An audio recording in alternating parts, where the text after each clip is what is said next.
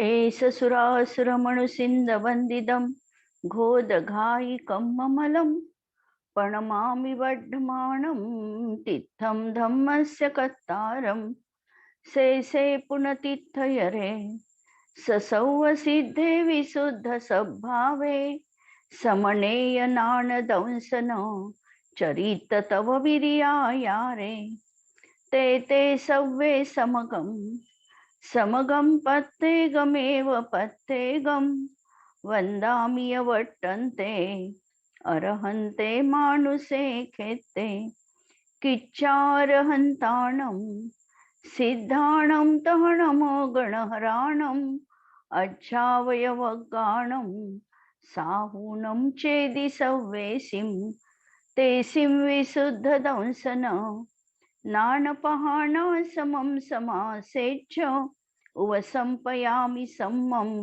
जत्तो निवाण संपत्ती. स्वाध्याय कक्ष संपेपर्यंत आपणा सर्वांना चतुर्विध आहाराचा त्याग असणार आहे. अंतिम शासन नायक 1008 भगवान महावीर स्वामी की जय. द्वादशांग श्रुत देवी की जय. प्रवचन सार ग्रंथ आपण बघतो आहे आणि ज्ञेय तत्व प्रज्ञापन अधिकार गाथा क्रमांक 150 काल आपण बघितली.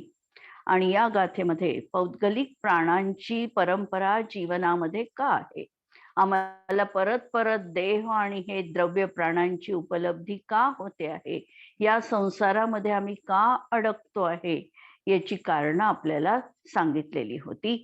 की कर्माने हा आत्मा मलिन आहे आणि हा विषयांमध्ये ममत्व भाव करून निरंतर परत परत प्राण धारण करतो.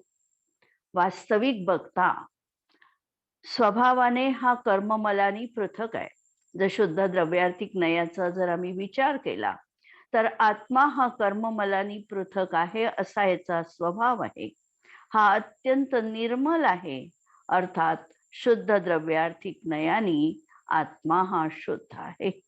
पण हा जीव पर्याय संतन अपेक्षेने अनादी कालापासून कर्मबंधनाने सहित आहे. सुवर्ण पाषाणवत किंवा नीर क्षीरवत हा अनादी कालापासून कर्मसंयोगाने सहित आहे आणि मलिन झालेला आहे. कर्म उदयानुसार हा जीव राग द्वेष मोहाने सहित होतो. पूर्वबद्ध कर्माचा उदय येतो आणि हा जीव राग द्वेष मोहरूप परिणाम करतो. आणि कारण हा का तो भाव करतो, तर हा आत्मा आपला आत्मभान विसरलेला आहे आणि रागद्वेषाने पराला स्वभाव मानत आहे आणि प्राण धारण करत आहे.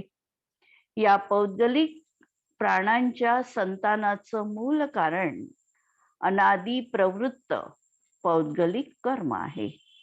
पण शरीरादिकामध्ये ममत्व भाव हे याचं अंतरंग कारण आहे. इंद्रिय प्राण बलप्राण यांचे उपादान पौद्गलिक आहे आणि म्हणून ते पुद्गल रचितच आहे. आणि आयु प्राण आणि श्वासोश्वास प्राण हे देखील कर्मवर्गणा आणि आहार वर्गणेपासून बनतात, त्याचंच ते परिणमन आहे आणि म्हणून ते देखील पौद्गलिक आहे.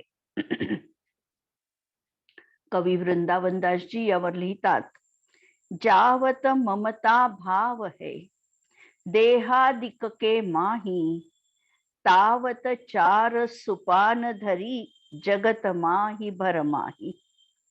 ताते ममता भाव को करो सर्वथा त्याग, निज समता रस रंग में वृंदावन अनुराग. म्हणजे सदा आमच्या समता भावामध्येच अनुराग जीवनात ठेवा, की जेणेकरून आम्हाला द्रव्य प्राणांचा सामना करावा लागणार नाही, द्रव्य प्राण आम्हाला परत परत मिळणार नाही. जोपर्यंत ममता भावाचा त्याग होत नाही तोपर्यंत 8 कर्मांचं बंधन हे जीवनात सुरूच आहे. आता प्रयोग या गाथेचा करताना हे जे आमचे द्रव्य प्राण आहे, ज्याच्यावर आम्ही अतोनात प्रेम करतो, शरीरावर सर्वात ममत्व आमचं जास्त असतं. शरीराच्या सगळ्या सुरक्षेची, सुंदरतेची आम्ही काळजी रात्रंदिवस वाहत असतो. आणि जो शरीराला महत्व देतो त्याच्या जीवनामध्ये आत्म्याचं महत्व कमी आहे. आणि जो आत्म्याप्रती जागरूक आहे तो शरीराप्रती सुषुप्त आहे. इष्टोपदेशमध्ये पूज्यपाद आचार्यांनी ही कारिका ठेवलेली आहे की देहामध्ये जी व्यक्ती आसक्त दिसते, देहाधिकाची जोपासना करण्यात ज्याचं सर्वस्वतीपणाला लावते, तो आत्म्याप्रती अत्यंत सुप्त असतो. आणि जो आत्मजागृत आहे तो देहाप्रती सुप्त असतो. आणि ह्या सर्व पौद्गलिक प्राणांना आम्हाला जाणायचं आहे की हे मुळात दुःखाचे हेतू आहे. शरीर कधीही कुणाचंही शरीर हे सुखाचं कारण असू शकत नाही. हे 100% आमच्या अंतरंगामध्ये आम्हाला धारण करायचंय. कुणाचंही शरीर असेल, चक्रवर्तींचं शरीर असेल, तीर्थंकरांचं शरीर असेल, शेवटी त्यांना शरीराचा अंततोगत्वा त्याग करावा लागलेलाच आहे. म्हणून शरीर कुणाचंही असलं तर शरीर हे वियोग धर्म आहे, शरीर हे रोग धर्म आहे आणि शरीर हे दुःखालाच कारण आहे. हे अंतरंगामध्ये अत्यंत महत्वपूर्ण अशी गोष्ट आम्हाला ठसवायची आहे, रुजवायची आहे. पहिले शाब्दिक प्रयोग करायचा आहे आणि हा शब्द प्रयोग करता करता याचा आम्हाला परिचय होईल आणि ही गोष्ट आमच्या अनुभूतीमध्ये येऊ शकेल.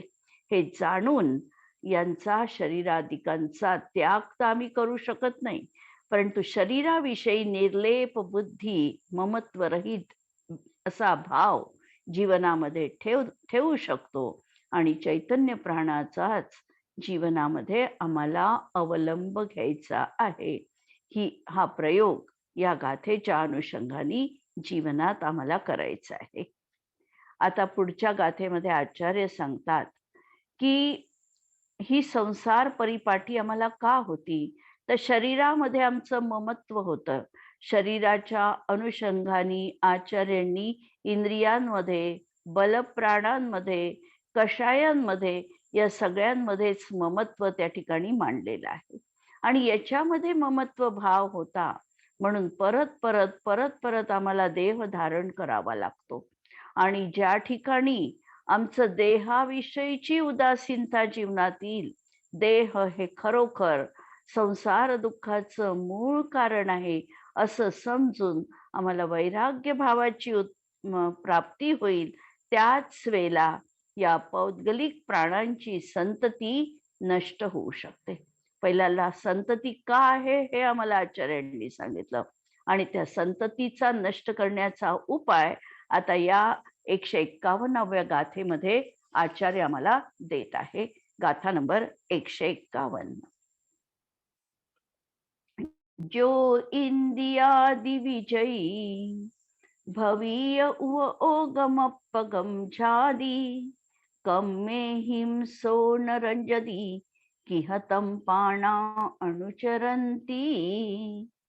जो इंद्रियादि विजयी भवीय उव ओगमपगम झादी कम में हिंसो न रंजदी किहतम पाणा अनुचरंती.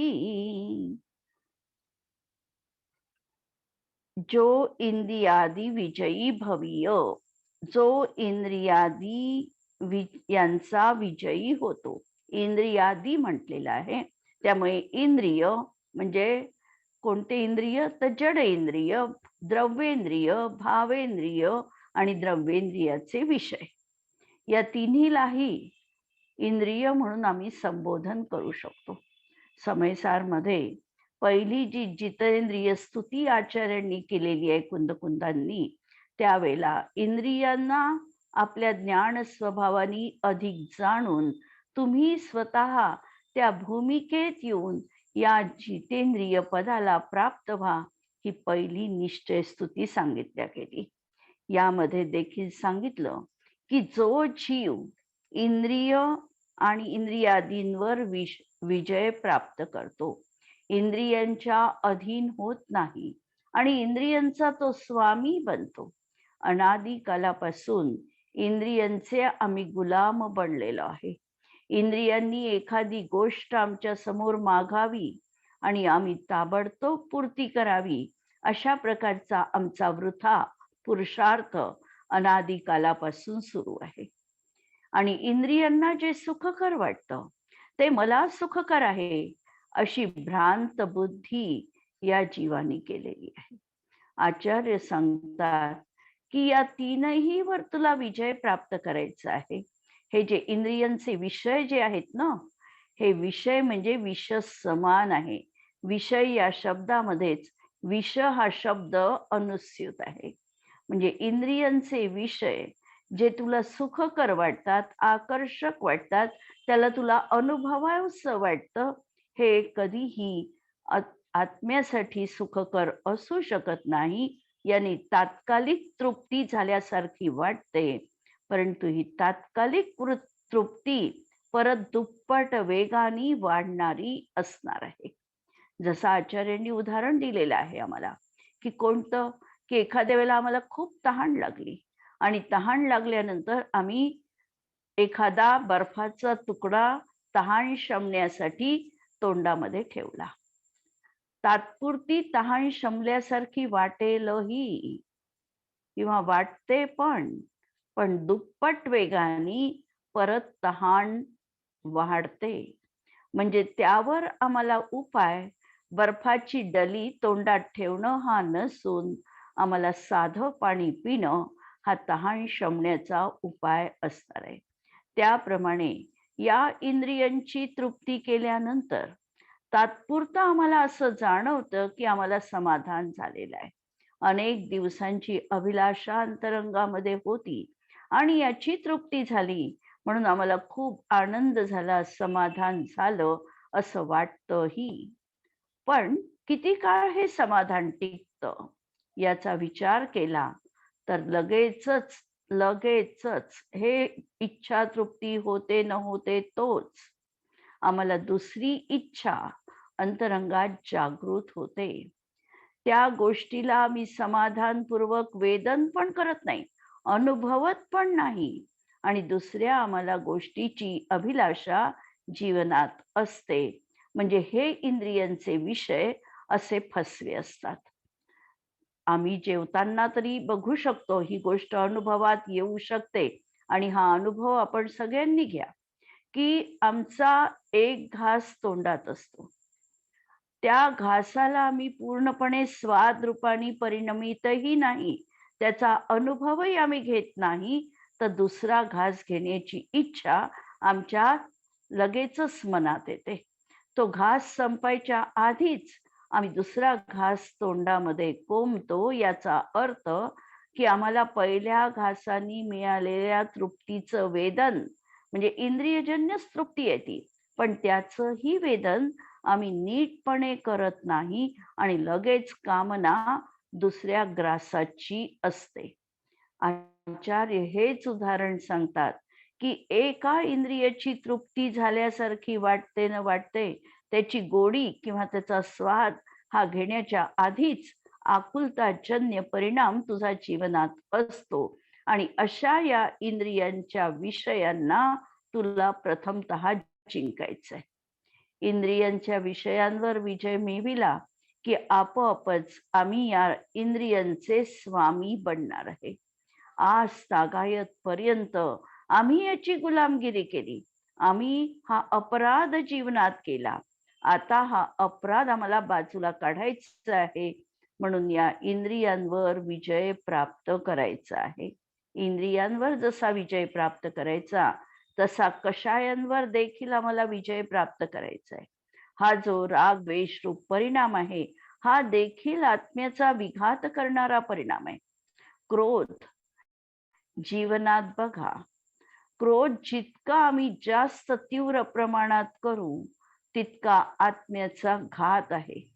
काल जसं सांगितलं की तप्त गोळा लोखंडाचा दुसऱ्याला मारण्यासाठी जरी आम्ही हातात घेतला, तरी त्यांनी स्वतःच्या आमच्या हातांना आम्ही पहिल्यांदा जाळून घेणार आहे.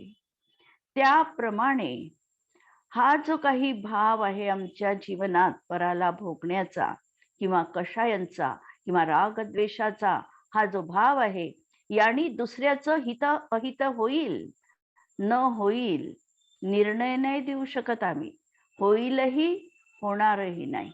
पण आम्ही मात्र आमच्या स्वभावापासून च्युत झालो, म्हणजे आमचं प्रथमतः अहित आम्ही करून घेतलं आहे.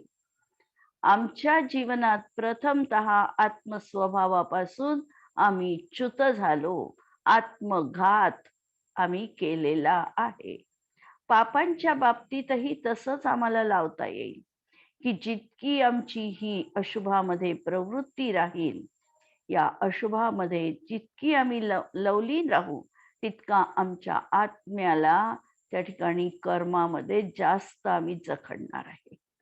आणि हे सगळं चक्र जर आम्हाला थांबायचं असेल, तर आम्हाला वस्तू स्वरूप जाणून घ्यावं लागणार आहे. इंद्रिय कशी धोकादायक आहे, इंद्रियांचे विषय कसे फसवे आहे, द्रव्येंद्रिय आमच्या जीवनात कशी एक तात्कालिक व्यवस्था आहे, भावप्राण आमच्या जीवनात क्षायोपक्षमिक परिणाम आहे, माझा स्वभाव नाही, या गोष्टींना आम्हाला जाणावं लागेल. आणि अशा तऱ्हेने हा या पराचा विजयी होऊन ही आम्हाला विकारांवर विजय प्राप्त करायचा आहे. तर विकारांवर विजय प्राप्त करायचा असेल तर आमचं आत्मसामर्थ्य देखील आम्हाला पणाला लावावं लागतं. जेवढं विकार प्रबल तेवढं आमचं सामर्थ्य आम्हाला प्रगट जास्त करावं लागणार आहे. म्हणून अशा या इत्यादिकांचा याला विजयी बनून ओगम अपगम छाती, पुढे एक सांगितलं की शुद्ध उपयोग स्वरूपी आत्म्याचं ध्यान करतो. काय करायचं नाही आणि काय करायचं, निषेध रूपाने सांगत असताना आम्हाला लक्षात येत नाही की काय करावं आम्ही. म्हणून आचार्यांनी दोन्ही पद्धती दाखविल्या, की याला तुला दूर करायचं आहे आणि याच्यामध्ये तुला प्रवृत्त व्हायचंय. तुला कशात प्रवृत्त व्हायचंय, तर ओगम अपगम छाती, शुद्ध उपयोग स्वरूपी आत्म्याचं ध्यान करतो. ध्यानाची व्याख्या, ध्यानाचं फळ, ध्याता कसा असावा, या सगळ्या गोष्टी ध्यानाच्या बाबतीत आम्हाला लक्षात घ्यायचं आहे. की ध्यान एकाग्र चिंता निरोधो ध्यानम, एका अग्रावर, कोणत्या अग्रावर, तर मी उपयोग स्वरूपी आत्मा आहे, मी चैतन्य स्वरूपी आहे, मी ज्ञान दर्शन स्वरूपी आहे, हे विकार मी नाही, हे कशाय मी नाही, ही पाप प्रवृत्ती ही माझी नाही. अशा प्रकारचा एकाग्रतेने जो ध्यान करतो आणि मी उपयोगमय आहे, मी चैतन्य रूप आहे, अशा आत्मतत्वाला निरंतर निरंतर याची अंतरंगामध्ये भावना सुरू आहे. याचीच आवृत्ती प्रति समय अंतरंगामध्ये हा करतो. म्हणजे जे जीवनामध्ये आचार्याने आम्हाला कथन केलं, ते आता प्रॅक्टिकल मध्ये आम्हाला कसं उतरविता येतील, या संबंधी आमचं चिंतन सुरू आहे, ध्यान प्रक्रिया सुरू आहे. आणि प्रत्यक्ष ध्यानाला नुसतं समजून घेऊन नाही, समजून तर आम्ही अनेक वेळा घेतलं, पण प्रत्यक्षामध्ये जेव्हा आम्ही ध्यानाला अवलंबन घेतो, म्हणजे एकाग्रतेने बसतो, सर्व इंद्रियांचं हलनचलन रुकलेलं आहे, कायेचा देखील त्या ठिकाणी क्रिया संपुष्टात आल्यासारखी झाली आहे, वचनांना देखील विराम दिलेला आहे, मनाची प्रवृत्ती देखील आत्म्यावरच केंद्रित झालेली आहे. अशी जेव्हा निश्चल अवस्था आहे, त्यावेळेला काय आम्हाला अनुभूती येते, हेही बघण्यासारखं आहे. म्हणजे आम्ही किती काळ असं स्थिर राहू शकतो, हा प्रयोग केल्यानंतरच त्याच्यामधली कठीणाई आम्हाला ज्ञात होते. जर आम्ही प्रॅक्टिकलच केलं नाही, प्रयोगच केला नाही, तर त्यामध्ये येणारे प्रसंग, त्यामध्ये काय अडचणी येऊ शकतील हे आम्ही समजू शकत नाही. म्हणून ध्यानाला आम्हाला प्रत्यक्ष सुरुवात करावी लागेल. सामायिकाला मन एकाग्र करून आम्ही बसलेलो आहे. संकल्प अंतरंगामध्ये केलेला आहे की माझं निश्चल निर्विकल्प सामायिक झालं पाहिजे. आणि चिंतनामध्ये इकडे बघा की आमचा उपयोग वारंवार भटकत आहे. जे नको ते विचार सामायिकाच्या वेळी आम्हाला त्रास देत आहे. कधीही न चिंतन केलेली वस्तू देखील या काळामध्ये आमच्या अंतरंगामध्ये अचानक आठवणीमध्ये येते आहे, कारण याचा आम्हाला अभ्यास नाही. म्हणून ध्यानाचा पहिल्यांदा आम्हाला अभ्यास करावा लागेल. आणि अशा तऱ्हेने मी उपयोग स्वभावी आत्मा आहे या एका अग्रावर मन केंद्रित करावं लागेल. ही ध्यान संपन्न करावं लागेल. आणि असं जो करतो सो कम्मेहिम न रंजदी, तो कर्मानी रंजित होत नाही. आता ही गोष्ट अशा तऱ्हेने सांगितलेली आहे की जणू काही आम्ही ध्यानाला बसलो आणि कर्म निघून गेलं, असं तर एका दिवसात किंवा एका वेळी होणं शक्य नाही. पण जेव्हा आम्ही या ध्यानाचा अभ्यास करतो त्यावेळेला कर्माचा उदय असणार आहे. पण उदय असताना देखील आम्ही त्या उदयाशी उपरक्त झालो नाही. त्यांनी आमचा आत्मा आम्ही मलिन करून घेतला नाही. त्या उदयाला आम्ही महत्व दिलं नाही. त्या उदयाची आम्ही खातेदारी केली नाही. त्याला आवभगत त्याची केली नाही. तो उदय काय करेल?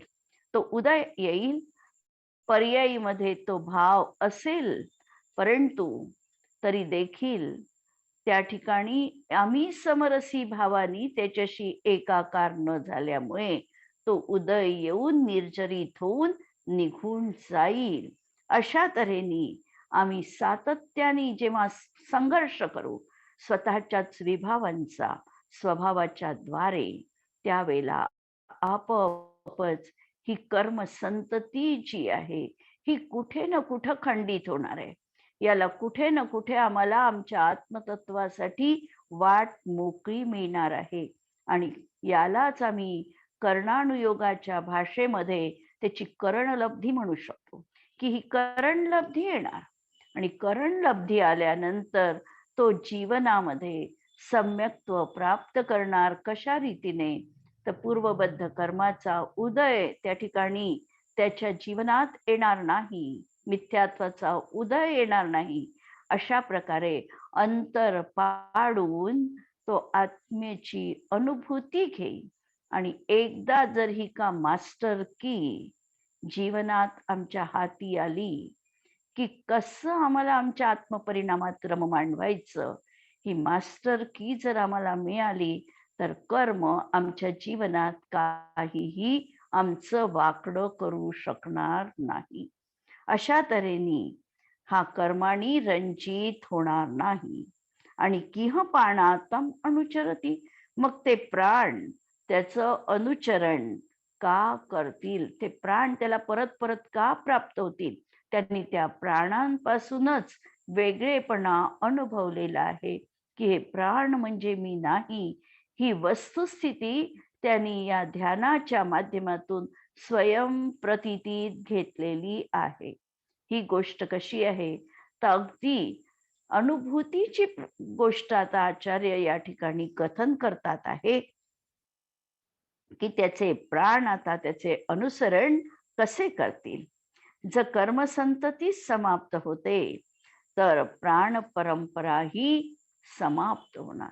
जर त्यांनी नवीन कर्माचा बंधच केला नाही, त्यालाच जर आम्ही ब्रेक लावला तर काय होणार? असलेलं कर्म देखील उदयात येऊन निघून जाणार, नष्ट होणार, याची खात्री आचार्यांनी आपल्याला दिलेली आहे. आणि म्हणून प्राणांचा देखील संबंध राहणार नाही. अत्यंत महत्वपूर्ण ही गाथा आहे की आम्हाला जीवनामध्ये आम्ही म्हणतो की बस झालं आता हे परिभ्रमण, परत परत जन्म मरणाचं हे दुःख माझ्या जीवनातून कधी नष्ट होईल, ही भावना आम्ही निरंतर भावतो.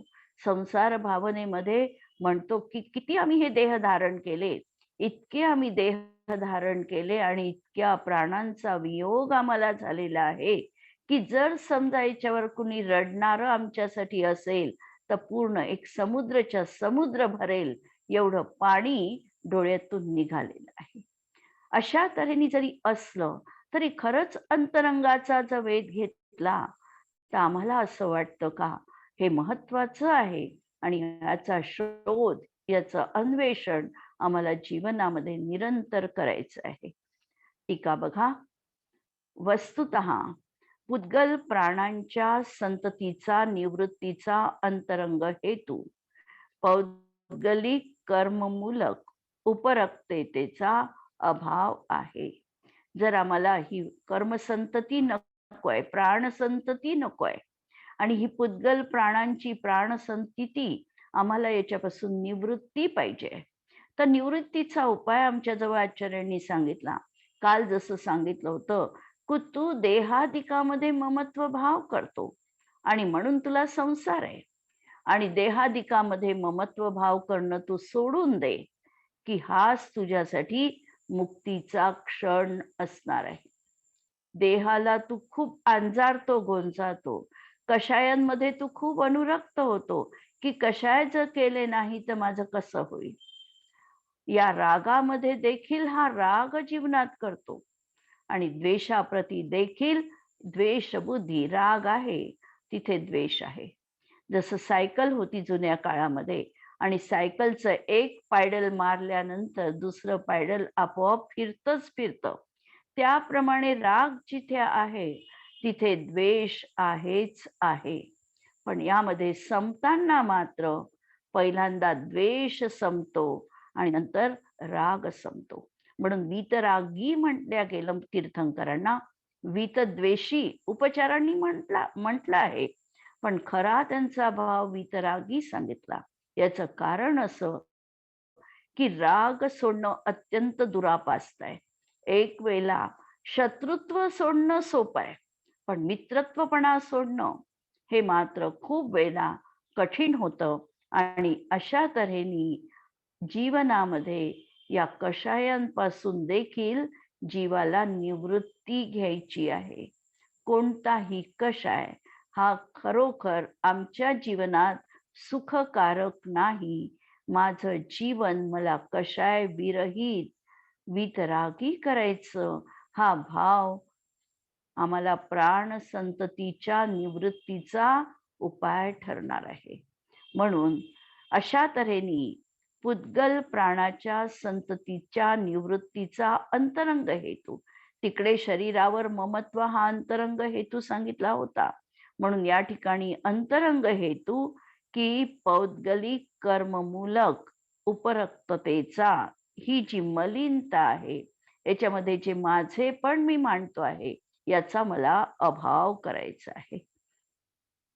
हा उपरक्ततेचा अभाव इंद्रियादी परद्रव्यानुकूल परिणतीचा विजयी होऊन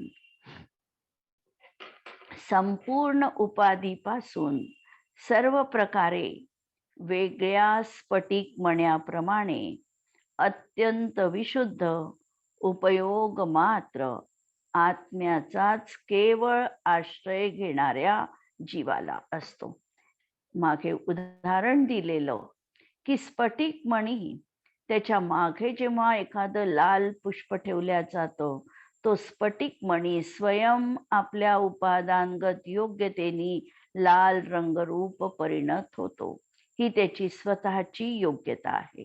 आता त्या स्फटिक मण्याची ही जी परसंयोग होता, हा जेव्हा काढून टाकल्या जातो तेव्हा तो स्फटिक स्वभावतः स्वच्छच आहे आणि स्वच्छच राहतो.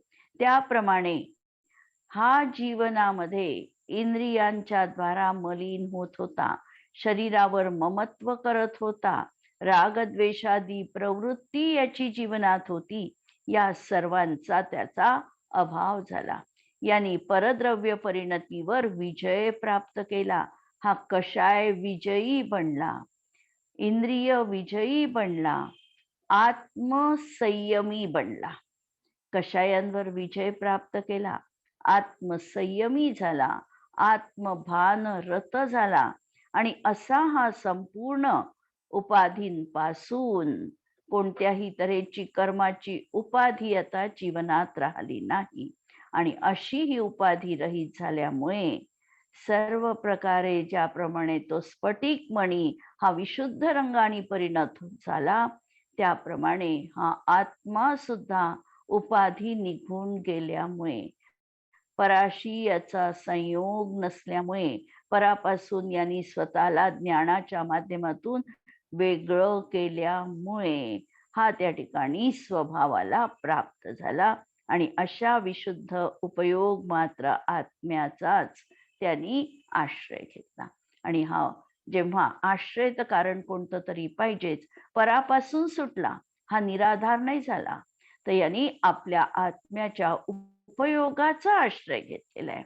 आश्रयासाठी त्याचा स्वतःचा स्वभाव हा त्याचा आश्रय घेण्यायोग्य आहे आणि त्याचंच यांनी अवलंबन केलेलं आहे. तात्पर्य, आत्म्याची संपूर्ण भिन्नता सिद्ध करण्यासाठी व्यवहार जीवपणास कारणभूत द्रव्य प्राणांचा नाश या प्रकारे करावा. भावार्थ पहा, ज्याप्रमाणे स्फटिकाला उपाधीचा संयोग नसताना तो मात्र स्वच्छ असतो, उपाधीच्या रंगरूपाने परिणमित होत नाही, त्याप्रमाणे इंद्रिय, कषाय, पाप आदी परद्रव्यांच्या उपाधीचा अभाव झाला असताना आत्म्याचा उपयोग निर्मल होतो. मुळातच आत्मा निर्मल आहे, त्याचा उपयोगाची पर्यायही निर्मळ आहे, पण या परद्रव्याच्या संपर्कात त्याची ती पर्याय स्फटिकाप्रमाणे मलिन होत होती. आता उपाधी नष्ट झाली आणि हा स्वभावाला प्राप्त झाला. या निर्मल उपयोग स्वरूप आत्म्यामध्ये जो लीन असतो त्याला कर्म आणि कर्म निमित्त मलिनता प्राप्त होत नाही. आणि ज्यांनी या आपल्या उपयोग स्वभावाचा आश्रय घेतलेला आहे, त्याच्यामध्येच तो तृप्त झालेला आहे, त्याच्यामध्येच तो तल्लीन झालेला आहे, त्याच्या जीवनात त्याला कर्म मल सतावत नाही. सुकुमार स्वामी मुनी आपल्या आत्मस्वरूपामध्ये निमग्न झाले. बाह्य एवढा उपसर्ग त्यांच्या जीवनात काहीही फरक पडलेला नाही. ते आत्मतल्लीन झाले आणि हे कर्म आणि कर्मजन्य मलिनता त्यांच्यामध्ये यत्किंचित देखील तिथे प्रवेश करती दिसली नाही. ललित घट आदी 32 मुनी गंगे नदी यमुना नदीच्या काठामध्ये ध्यान करायला बसले होत असताना जोरदार पाण्याचा प्रवाह आला. आत्मविभोरते असल्यामुळे त्या ठिकाणी कोणत्याही प्रकारच्या मलिन भावाला ते प्राप्त झालेले नाही. अशा प्रकारे जर कर्मच नसतील तर प्राणांच्या परंपरेचाही अंत होईल. म्हणून परत त्याला प्राण देखील मिळणार नाही, कारण परंपरा नष्ट झाली. कर्म नष्ट झालं म्हणजे नामकर्म पण संपलं, आयु कर्म पण संपलं.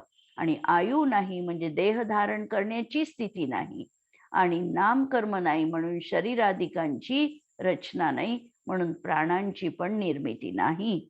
याप्रमाणे इंद्रिय विजयी, तद्वारा उपयोगाची निर्मलता, कर्मांचा निरोध आणि प्राणांचा निरोध या क्रमाने द्रव्य प्राणांचा अभाव होतो असे समजावे.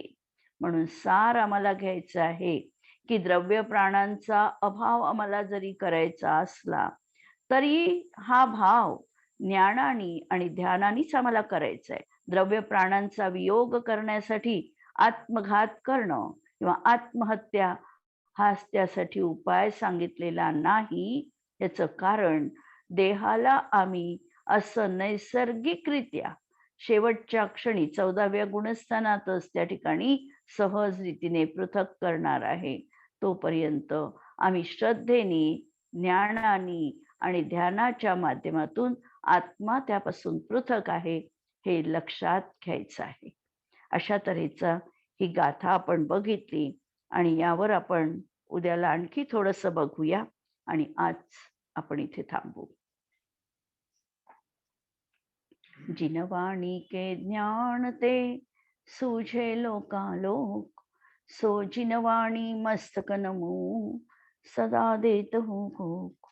नमो अरिहंताणं, नमो सिद्धाणं, नमो आयर्याणं, नमो उच्चायाणं, नमो लोये सवसाहुणं.